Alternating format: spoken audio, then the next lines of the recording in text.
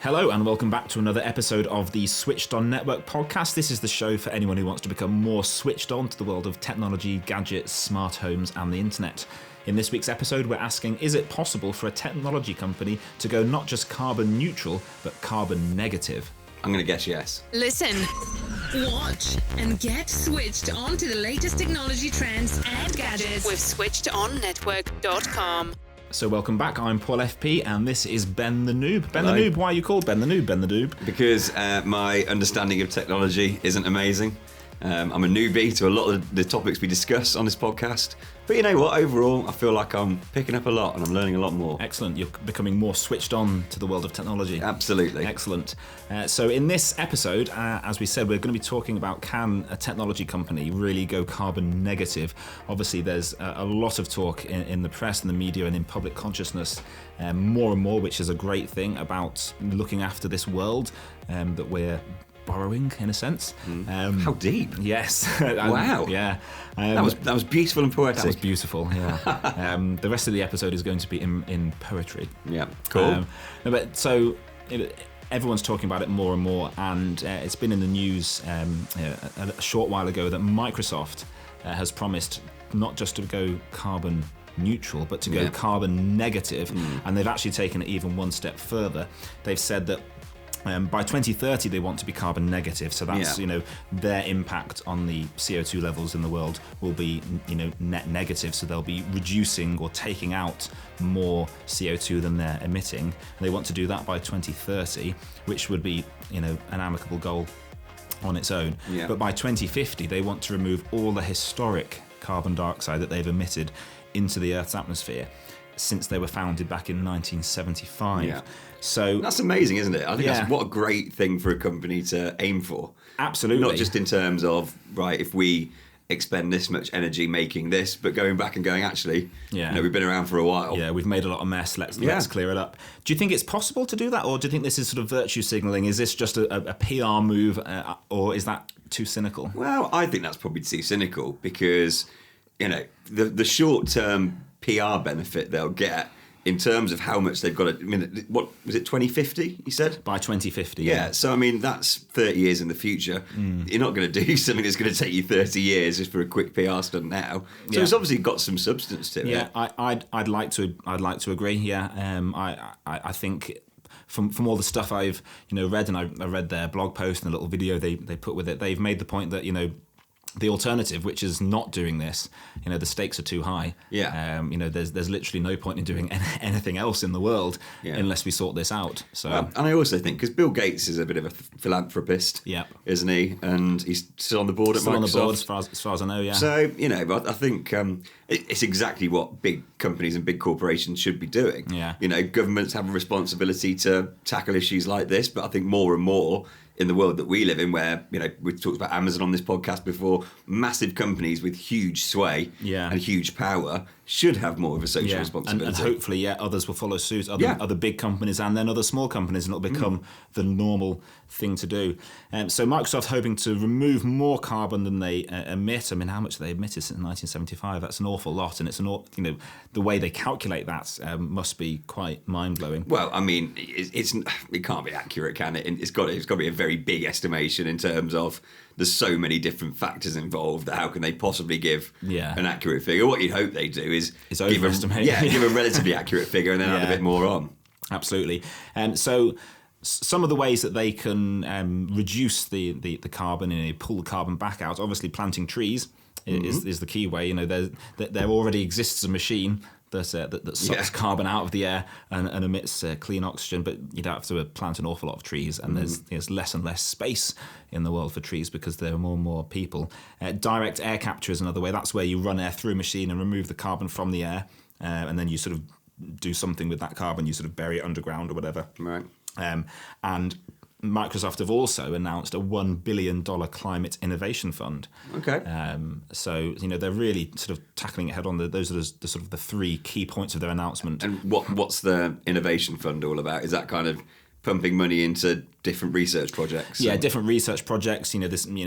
improving the carbon air capture technology, because I don't think it's quite there yet. It's sort of still in development. And I think I read something about, was it Richard Branson a while ago, doing something towards it as well. So it's obviously something that, as a private company, if you can build a machine that actually works and does that, then governments and people who have targets to meet, air quality targets are going to buy them off you, and you could stick them in towns and cities on top of buildings and stuff as well. Right.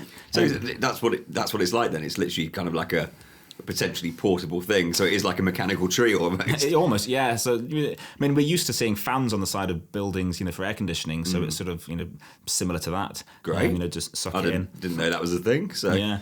One thing it is worth pointing out though, and Greenpeace made this point, that Microsoft offers its AI, so its artificial intelligence technology and machine learning, to help oil and gas companies get more fossil fuels out of the ground. Yeah, but Microsoft's AI, I'm as a podcaster, they're massively advertising Microsoft AI at the moment. Yeah. Like there's a guy who's capturing snow leopards in the wild, and if you listen to podcasts a lot, you would have heard these. Yeah. So I think you can't, yes, okay, Microsoft AI helps that industry, but it helps all sorts of different industries. Isn't that kind of partly the reason why they feel some sort of responsibility to do something about it? So yes, I mean, you can't really haul them over the coals for that, I don't think. I think I heard an interview with someone from Microsoft discussing this, and he seemed to be talking about the fact we'll need energy, and he was of the opinion that we're still going to carry on burning fossil fuels for a long, long time, and then try and develop the technology to capture the carbon back out of the air again, which to me sounds a bit ridiculous. I think we as a world, as a human race, need to get away as quickly as possible from burning fossil fuels, full stop. Yep, rather agreed. Than direct air capture, great. We obviously do need it now, but rather than developing that, and continuing to develop that, why not spend that time, those R&D dollars, developing and improving renewable energy so that we don't need to, clean up mess after ourselves all the time. Sounds like that's what they're doing with the research and development part of that. Yeah, and hopefully we're going to move towards that more. The interview I heard, I forget the guy's name, was a little bit disappointing from that point of view, because he seemed to be sticking more with the burning fossil fuels than I'd like, but hopefully that will change over time. And carbon capture technology, which isn't there yet, will hopefully improve. Great. The other companies, big name companies, it's interesting to see how they compare to Microsoft. My favourite company in the whole world, Apple, is not carbon neutral. Right. For anyone listening who's new to the podcast, you'll know that I do not have very fond thoughts towards Apple. But it's wonderful that you can listen to this on Apple Podcasts. You can listen to this on Apple Podcasts. And leave a review. Yeah, and please do leave us a review and a 5-star rating. I'm fine with Apple. I've got a MacBook, I've got an iPhone. But how close are they to being carbon neutral? Well, apparently all of their offices, shops and data centres run on 100% renewable technology. Okay. But their manufacturing is not carbon neutral yet. Right. I don't know of any target they've set for that yet, but it must be so difficult if you're manufacturing anything. So my kind of understanding of carbon neutral, like if you go on a flight, for example, you can pay to offset the carbon, can't you? Yeah. But what if you're a big manufacturer? What can you do to make your manufacturing process less carbon? So I guess it would have two strands. You'd have the, making it emit less in the first place. Yeah. And then what you do emit, you'd then offset. Right. So talk to me about offsetting. Like if I pay to offset my carbon, say, I'm flying to Egypt and I pay 30 quid. Yeah. It's not that expensive to do it. What actually happens after I press the button on the website and offset my carbon? Well, I think one of the issues with offsetting is that we don't really entirely know, and it's not as open as it really should be. It's a little bit like when you choose a renewable, 100% renewable or whatever energy provider for home. Yeah. It's not different electricity or different gas that gets pumped into your house. It's the same stuff. Yeah. But it might be that company is investing more in various technologies, or they might even build their own wind farm. Yeah. So if your energy provider is company B, they might build a massive big wind farm and go, right, we are selling to the British consumer in total X amount of electricity, and our wind farm is producing X amount of electricity. Right. So they can say, although the actual the actual electrons rather that get pumped into your house might not necessarily be from our wind farm. Yes. We are putting into the national grid system. We're putting into the pot the same amount that we're selling, and all of what we put in is renewable or a percentage or whatever. And I think with offsetting, it's a similar sort of thing. Right. Maybe you'll go and plant trees. There was a big thing on YouTube at the sort of the turn of the decade recently, team trees to plant. I forget how many million trees it was. So planting trees or investing in renewable energy to sort of mean that energy used somewhere else in the world at some point is clean rather than dirty. So that's the sort of thing that offsetting is going to be. Okay. So in terms of where does that money go? Like, does it go to a pre-selected number of, say, renewable energy resources like wind farm? Yeah. Like, is that what happens? And I pay, as a consumer, I pay my. I guess it'll go into a fund. I mean, it'll probably depend who you offset with as to whether they go and donate to a charity that plants trees, or they invest it in companies that work towards renewable energy or that sort of thing. I've just typed in offset my carbon. Oh yeah. Into Google, and it does just. So carbonfootprint.com is the website, and there is basically just that one website to do it at the moment, isn't there? Calculate your emissions. Step 2, start reducing. Step 3, choose an offset project from our portfolio. Okay, so you can choose. That's good. Yeah, you can Interesting. see I've not done this myself. Well, you know what? No, nor have I. Because I mean, since I've heard of carbon offsetting, I haven't been anywhere. Yeah, but we are going away in the summer, and I think that actually it probably is the right thing to do. Definitely, yeah. That sounds good. Google is already carbon neutral, apparently, due to offsetting and investing in green projects around the world. Okay. So they've said they're carbon neutral. Amazon, who we discussed a couple of weeks ago, they have pledged to be carbon neutral by 2040. I'm not sure. It's a long way away. I'm not sure what's going to take them 20 years. I mean, they could do it today. In terms of what we're talking about, in terms of offsetting, surely they could pay to do that today. Yeah, surely. Don't really understand why they're going to take 20 years to do it. And they have already apparently invested a lot in electric vehicles to take some fossil fuel vehicles off the road in terms of their deliveries and distribution networks and stuff. Yeah. So that's good. But I mean, it's just phenomenal when you look at the graphs of the levels of CO2 in the world, and it's all sort of since the Industrial Revolution. But the vast majority, when you look at the graph, it absolutely shoots up when you look at the sort of mid-1950s area. 50 billion tons of greenhouse gases are pumped out every year. And the world's temperature has risen by 1 degree, which doesn't sound much, but then when you think, 1 degree everywhere, that's an awful lot. So since 1950, is that? That's since I can't remember if that's since 1950 or since the very, very start of the Industrial Revolution. Right. But either way, what was that? End of the 19th century, something like that. Yeah. So we need to do something about this, definitely, because it's not good at all. What, I mean, I know that you tend to approach these things with a cynical view. What do you think? Do you think that they can go? Do you think they will be going carbon negative? Who, Microsoft? Yeah. I think there's absolutely no reason why they can't. I think everyone, we as the world should be doing a lot more now. I think a lot of it should be spearheaded by governments. I mean, we do some good stuff. I mean, I had my house insulated. Dave and George, thank you very much, paid a large chunk to have my house insulated for me. I think it was $8,000 or something? Sorry, who's Dave and George? David Cameron and George Osborne. I haven't heard that name for a while. No, we haven't. No, maybe a good thing. Yeah, but, we're not getting political again. No, we're not. No. So that that's helped to reduce my heating bills. So I'm personally benefiting, but it's also obviously I'm burning less gas in my boiler. So that's good. So getting everyone's houses insulated. It's a shame that they stopped that and it hasn't carried on. But for a while, the solar industry was being really helped along in the UK, but then not getting political. But our esteemed government decided it was a good idea to get rid of the help they were giving to encourage people to get solar panels on their roofs and help the fossil fuel industry instead. Wonder why? Right. But so that there are lots. Is of that right? I didn't realise that. I didn't realise that they'd stopped.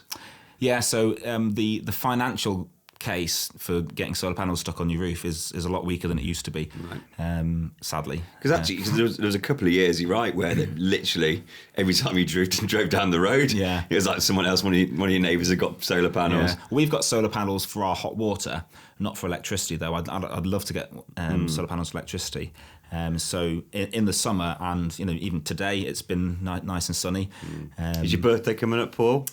It's coming up in November. Get you some solar panels. Oh, that would be lovely. Thanks, Ben. So, actually, how much does it cost? Like, if you're going to install solar panels, I think depending on the size of the array, you're only looking 6, 7, 8 grand, something like that. Like not an earth-shattering amount of money. More than I thought it would be, though.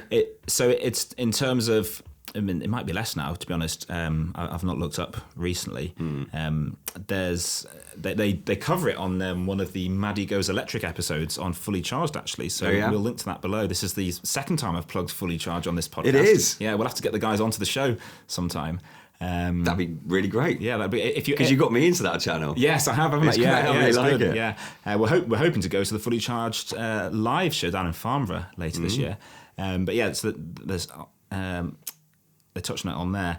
So there's lots of things that we as consumers can do to reduce our carbon footprint. Yeah.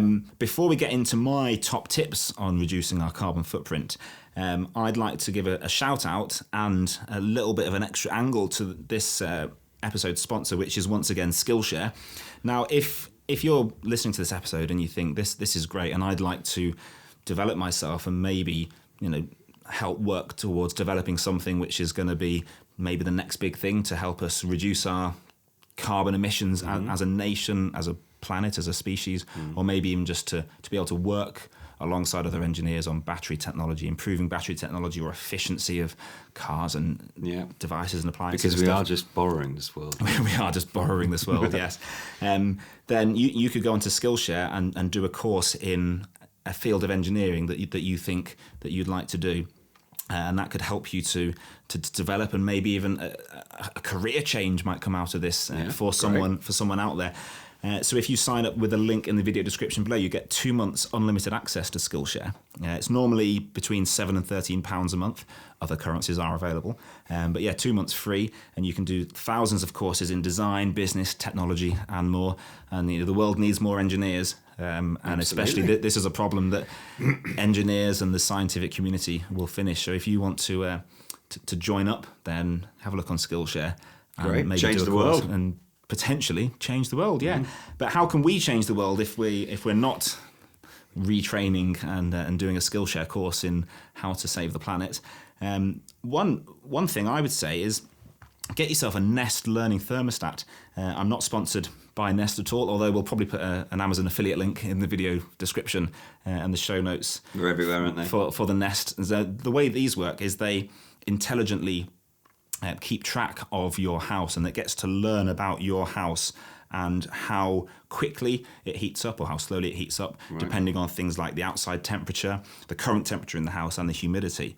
So if you tell it, I want the temperature to be nice and warm for when I get home from work at 6:30, and it's a really warm day, it'll come on a bit later because it knows, well, that is very clever. I don't need to come on. It'll be a waste of energy to come on really early, and then the house will be really warm. But likewise, if it's a very cold day, it'll come on a little bit earlier as well. And it also gets to know your habits. So if you constantly turn it up at this time or turn it down at this time, it'll go, well, do you know what?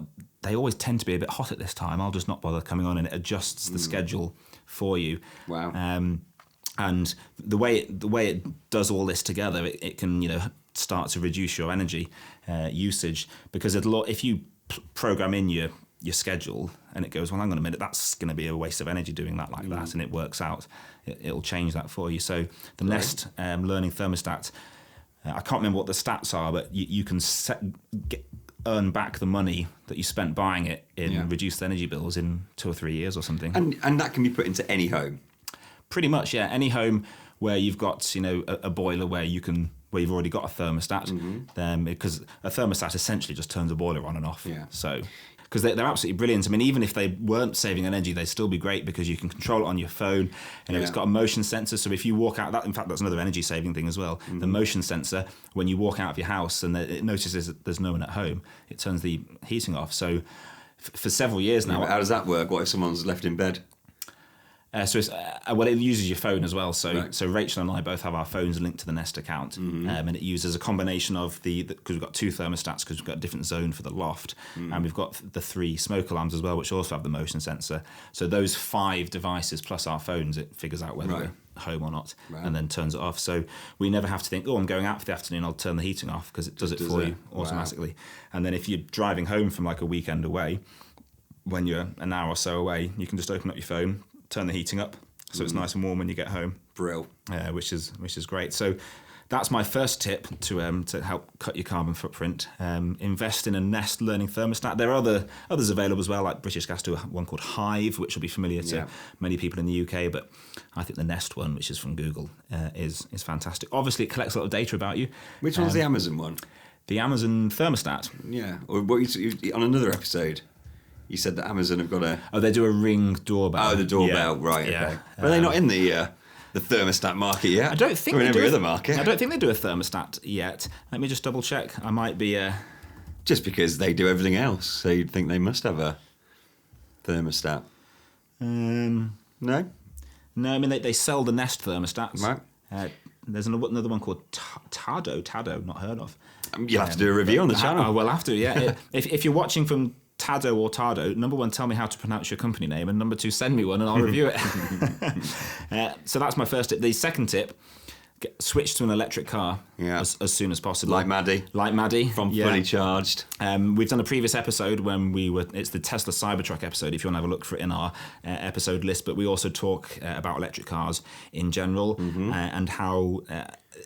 I get the feeling in the public consciousness, people don't realise that we're actually much further along in the electric car transformation journey than a lot of people realise we are. I think. I don't know. I think a lot of people are switched on to it now. They are, yeah. But things like range anxiety, which isn't really a thing. Obviously, the media like to say it's a thing because they'll get more clicks on their articles, and obviously the fossil fuel industry want to discredit them as much as possible because they don't want people to stop buying their dirty fuel.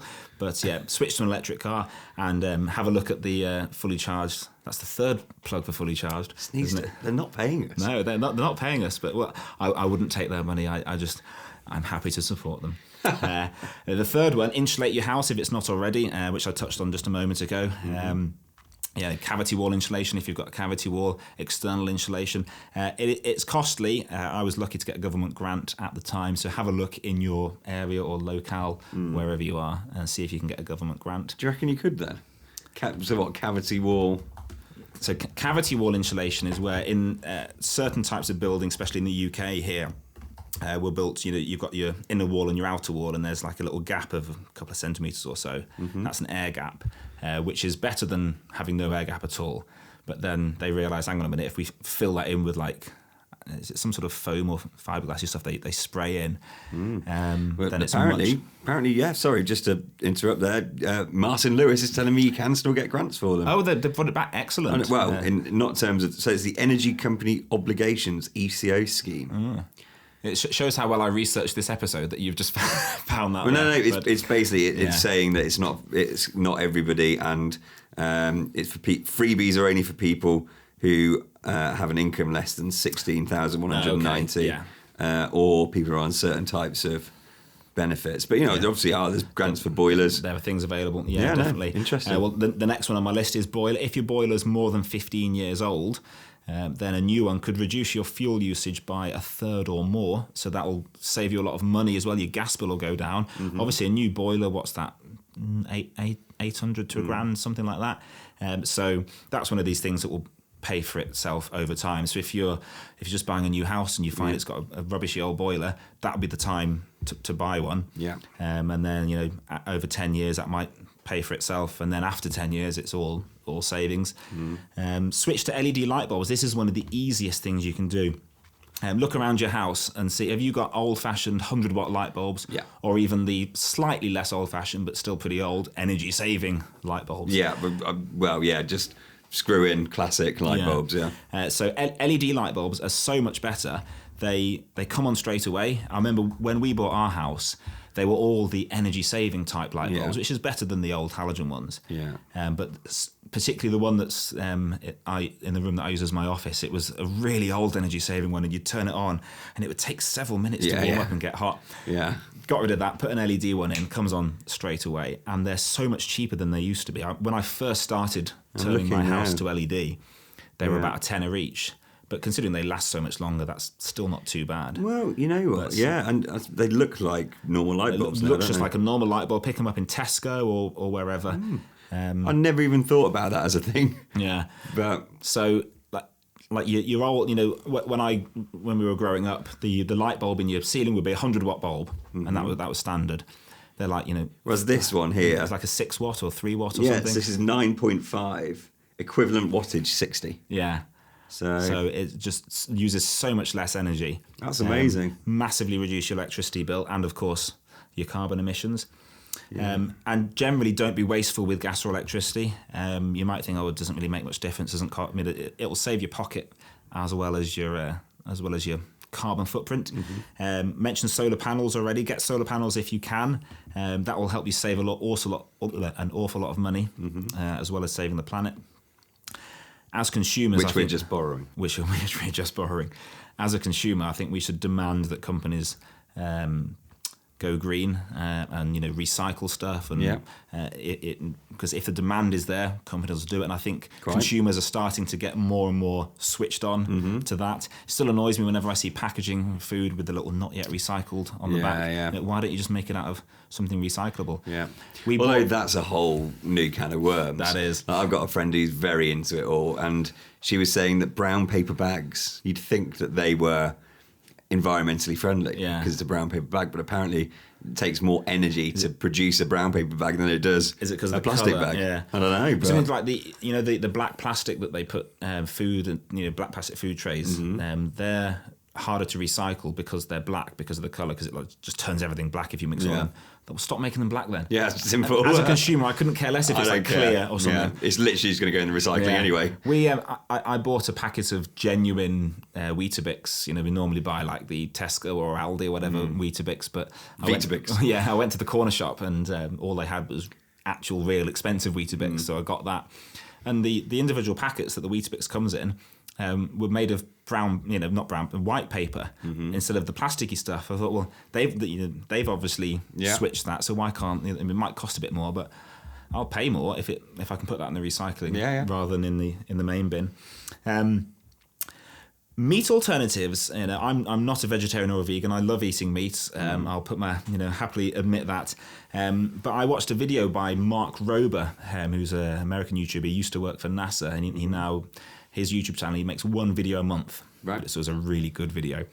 And his most recent videos with Bill Gates, looking at alternatives to meat, where they're making burgers and sausages that look and taste like real meat. So it's not like a rubbishy veggie burger type thing. Yeah. Linda McCartney job. Yeah. And they're really getting to the point where, you can hardly tell the difference. And aside from the whole, ethical treatment of animals and thing, which is all very valid, the use of, the world's resources and, chopping down trees in the Amazon rainforest for herds of cows and stuff.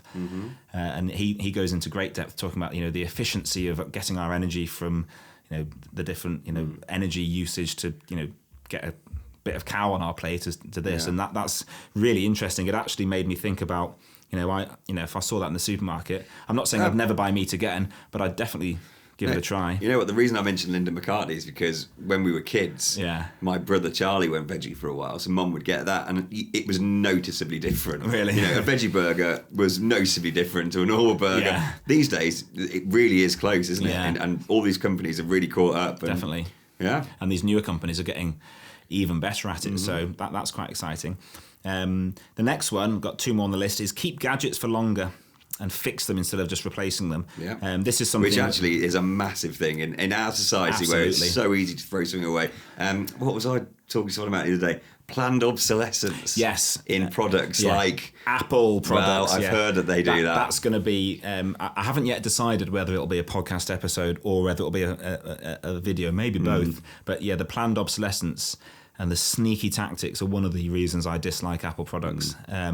I mean, is that proven? Yeah, well, pretty much. Like we're not slandering them here. We're not slandering them. Okay. No. I just want to make sure. I'm sure it's not just Apple. But planned obsolescence is basically when something is designed to not work after a certain amount of time, so you have to upgrade. Apple aren't the only technology company that do this, but they're certainly by far, I would say, the worst offender. Right. There's the whole right to repair movement, and I think, you know, within the EU, which we've sadly been pulled out of, you know, kicking and screaming against the will of most of the British people. But we're not getting political. We're starting to make that law, you know, that if you're going to produce electronic items, you have to make them repairable.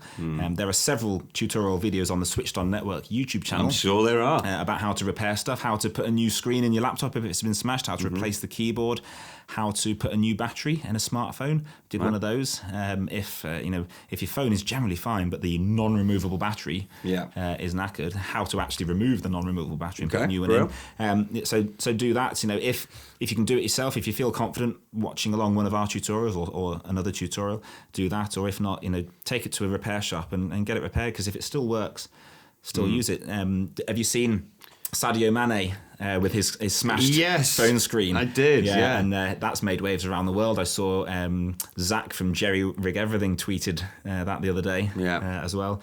And that's a fantastic example for the rest. It still works, so still use it. Yeah, great Premier League footballer, but he gives a lot of his money away to different charitable projects in his home country, doesn't he? Yeah, he's a good guy. Yeah, he sounds like a great bloke with his smashed phone. I mean, for a while, smashed phone screens were quite fashionable, weren't they? It was smash it and it'll look good.